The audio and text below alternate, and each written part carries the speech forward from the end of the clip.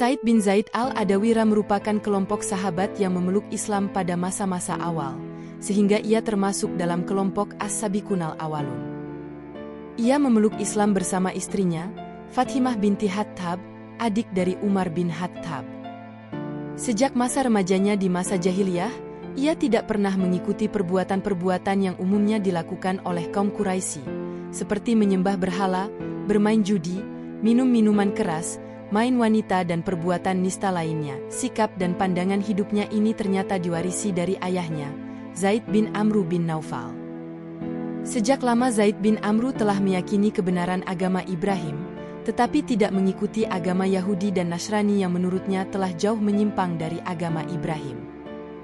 Ia tidak segan mencela cara-cara peribadatan dan perbuatan jahiliyah dari kaum Quraisy tanpa rasa takut sedikitpun. Ia pernah bersandar di dinding Ka'bah ketika kaum Quraisy sedang melakukan ritual-ritual penyembahannya, dan ia berkata, "Wahai kaum Quraisy, apakah tidak ada di antara kalian yang menganut agama Ibrahim selain aku?" Zaid bin Amru juga sangat aktif menentang kebiasaan kaum Quraisy mengubur hidup-hidup anak perempuannya, karena dianggap sebagai aib, seperti yang pernah dilakukan Umar bin Hattab di masa jahiliyahnya. Ia selalu menawarkan diri untuk mengasuh anak perempuan tersebut. Ia juga selalu menolak memakan daging sembelihan yang tidak disebutkan nama Allah saat penyembelihannya, dan juga penyembelihan untuk berhala-berhala. Seakan-akan ia memperoleh ilham, ia pernah berkata kepada sahabat dan kerabatnya, "Aku sedang menunggu seorang nabi dari keturunan Ismail, hanya saja, rasanya aku tidak akan sempat melihatnya, tetapi saya beriman kepadanya dan meyakini kebenarannya." Zaid bin Amru sempat bertemu dan bergaul dengan Nabi Muhammad SAW sebelum beliau dikukuhkan sebagai Nabi dan Rasul. Sosok pemuda ini, yakni Nabi Muhammad SAW, sangat mengagumkan bagi dirinya. Di samping akhlaknya yang mulia, pemuda ini juga mempunyai pandangan yang sama dengan dirinya tentang kebiasaan dan ritual jahiliyah kaum Quraisy. Tetapi Zaid meninggal ketika kaum Quraisy sedang memperbaiki Ka'bah, yakni ketika Nabi SAW berusia 35 tahun.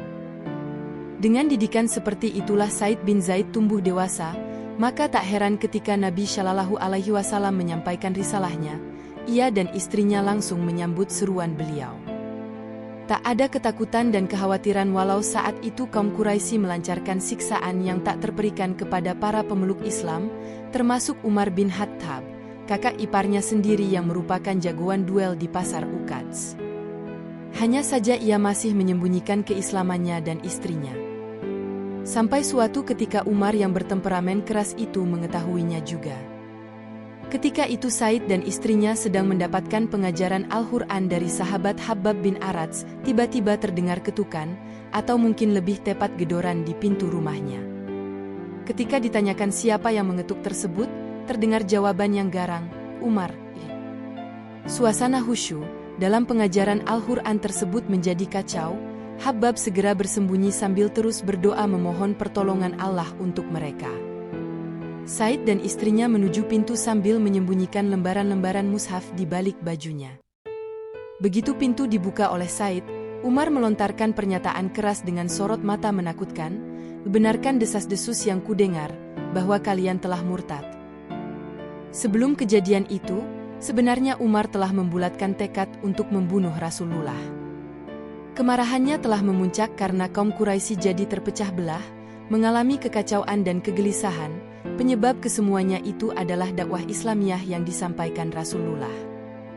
Dalam pemikiran Umar, jika ia menyingkirkan membunuh beliau, tentulah kaum Quraisy kembali tenang seperti semula.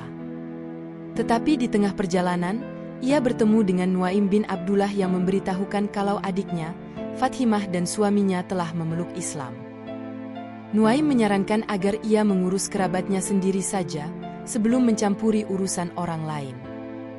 Karena itu, tak heran jika kemarahan Umar itu tertumpah kepada keluarga adiknya ini. Sebenarnya Said melihat bahaya yang tampak dari sorot mata Umar. Tetapi keimanan yang telah merasuk seolah memberikan tambahan kekuatan yang terkira. Bukannya menolak tuduhan, ia justru berkata, "Wahai Umar, bagaimana pendapat Anda jika kebenaran itu ternyata berada di pihak mereka?" Mendengar jawaban itu, Umar langsung menerkam Said, memutar kepalanya kemudian membantingnya ke tanah. Setelah itu Umar menduduki dada Said. Sepertinya Umar ingin memberikan pukulan pamungkas untuk Said, seperti kalau ia mengakhiri perlawanan musuhnya ketika sedang berduel di pasar Uqadz. Fathimah mendekat untuk membela suaminya, tetapi ia mendapat tinju keras Umar di wajahnya sehingga terjatuh dan darah mengalir dari bibirnya. Keadaan Said sangat kritis, ia bukan lawan duel sebanding dengan Umar, dan ia hanya bisa pasrah jika Umar akan menghabisinya. Tetapi tiba-tiba terdengar pekikan keras istrinya, Fathimah. Bukan ketakutan, tetapi pekikan perlawanan dan permusuhan dengan penuh keberanian. Hai musuh Allah, kamu berani memukul saya karena saya beriman kepada Allah. Hai Umar, perbuatlah yang kamu suka, karena saya akan tetap bersaksi bahwa tiada Tuhan melainkan Allah, dan bahwa Muhammad adalah Rasulullah. Umar tersentak bagai disengat listrik, pekikan itu seakan menembus ulu hatinya, terkejut dan heran. Umar bin Khattab seakan tak percaya, wanita lemah ini, yang tidak lain adiknya sendiri berani menentangnya. Tetapi justru dari keheranan dan ketidakpercayaannya ini, amarahnya menjadi reda, dan kemudian menjadi titik balik ia memperoleh hidayah dan akhirnya memeluk Islam. Sebagaimana sahabat-sahabat yang memeluk Islam pada masa awal, Said bin Zaid merupakan sosok yang banyak menghabiskan waktunya untuk beribadah, seorang alim yang sangat zuhud. Hampir tidak pernah tertinggal dalam berbagai pertempuran dalam menegakkan panji-panji keimanan. Ia tidak mengikuti perang Badar, karena saat itu ia ditugaskan Nabi Shallallahu Alaihi Wasallam untuk tugas mata-mata ke Syam bersama Talhah bin Ubaidillah. Tetapi beliau menetapkannya sebagai Ahlul Badar dan memberikan bagian ghanimah dari perang Badar, walau secara fisik tidak terjun dalam pertempuran tersebut. Ada 7 sahabat lainnya seperti Said, tidak mengikuti perang Badar, tetapi Nabi Shallallahu Alaihi Wasallam menetapkannya sebagai Ahlul Badar. Said juga termasuk dalam kelompok 10 sahabat yang dijamin oleh Nabi Shallallahu Alaihi Wasallam akan masuk surga dalam masa hidupnya. Said sempat mengalami masa kejayaan Islam, di mana wilayah makin meluas dan makin banyak lowongan jabatan. Sesungguhnya lah ia pantas memangku salah satu dari jabatan-jabatan tersebut, tetapi ia memilih untuk menghindarinya. Bahkan dalam banyak pertempuran yang diterjuninya, ia lebih memilih menjadi prajurit biasa. Dalam suatu pasukan besar yang dipimpin oleh Sa'd bin Abi Waqqas, setelah menaklukkan Damaskus, saat menetapkan dirinya sebagai wali negeri atau gubernur di sana. Tetapi Said bin Zaid meminta dengan sangat kepada komandannya itu untuk memilih orang lain memegang jabatan tersebut, dan mengizinkannya untuk menjadi prajurit biasa di bawah kepemimpinannya. Ia ingin terus berjuang menegakkan kalimat Allah dan panji-panji kebenaran, suatu keadaan yang tidak bisa dilakukannya jika ia memegang jabatan wali negeri. Seperti halnya jabatan yang dihindarinya, begitu juga dengan harta dan kemewahan dunia. Tetapi sejak masa Khalifah Umar, harta kekayaan datang melimpah ruah memenuhi Baitul Mal, perbendaharaan Islam. Sehingga mau tidak mau, sahabat-sahabat masa awal seperti Said bin Zaid akan memperoleh bagian juga. Bahkan Khalifah Umar memberikan jatah, bagian, lebih banyak daripada bagian sahabat yang memeluk Islam belakangan, yaitu setelah terjadinya Fathul Makkah. Namun, setiap kali ia memperoleh pembagian harta atau uang, segera saja ia menyedekahkannya lagi, kecuali sekedarnya saja. Namun dengan cara hidupnya yang zuhud itu, masih juga ada orang yang memfitnah dirinya bersikap duniawiyah. Peristiwa itu terjadi pada masa pemerintahan Muawiyah, ketika ia telah menghabiskan sisa hidupnya hanya untuk beribadah di Madinah. Seorang wanita bernama Arwa binti Aus menuduh Said telah merampas tanah miliknya.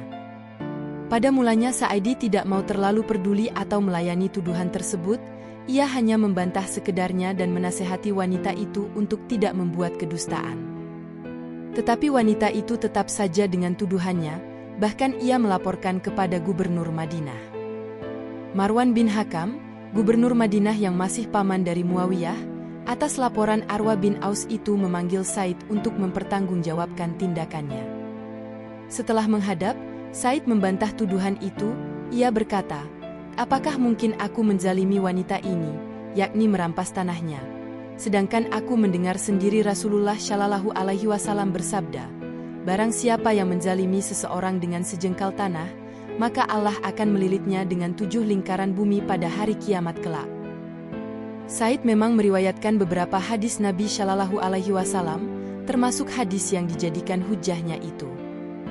Ada hadits senada lainnya yang juga diriwayatkannya, yakni, barang siapa yang berbuat zalim terhadap sejengkal tanah, maka akan dikalungkan kepadanya 7 lapis bumi, dan barang siapa yang terbunuh karena membela hartanya, maka ia mati syahid.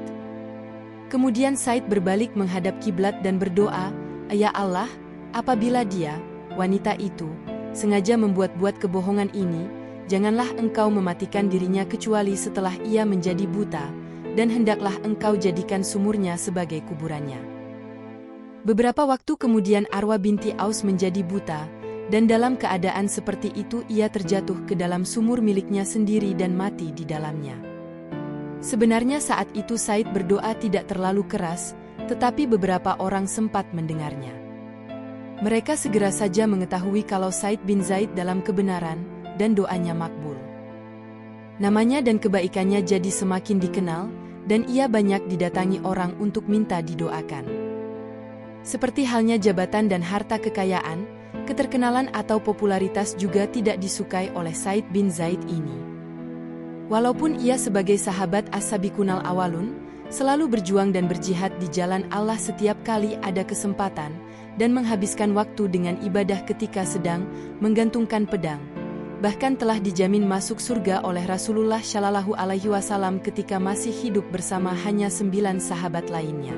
Tetapi ia tidak terlalu menonjol dan terkenal dibanding sahabat-sahabat lainnya yang memeluk Islam belakangan. Hal ini terjadi karena ia memang lebih suka menyembunyikan diri, lebih asyik menyendiri dalam ibadah bersama Allah, walau secara lahiriah ia berada di antara banyak sahabat lainnya. Setelah peristiwa dengan Arwa bin Aus dan banyak orang yang mendatangi dirinya, Said merasa tidak nyaman. Apalagi kehidupan kaum muslimin saat itu, walau tinggal di Madinah, tetapi makin banyak saja yang mengagung-agungkan kemewahan dunia. Jejak kehidupan Nabi Shallallahu Alaihi Wasallam dan para sahabat masa awal, baik dari kalangan muhajirin ataupun ansyar, yang selalu sederhana dan zuhud terhadap dunia sedikit demi sedikit mulai memudar. Karena itu Said pindah ke daerah pedalaman, yakni di Akik, dan ia wafat di sana pada tahun 50 atau 51 Hijriah. Tetapi jenazahnya dibawa pulang ke Madinah oleh Sa'ad bin Abi Waqqas dan Abdullah bin Umar, keponakannya sendiri, kemudian dimakamkan di Baqi, di antara beberapa sahabat Rasulullah Shallallahu Alaihi Wasallam lainnya.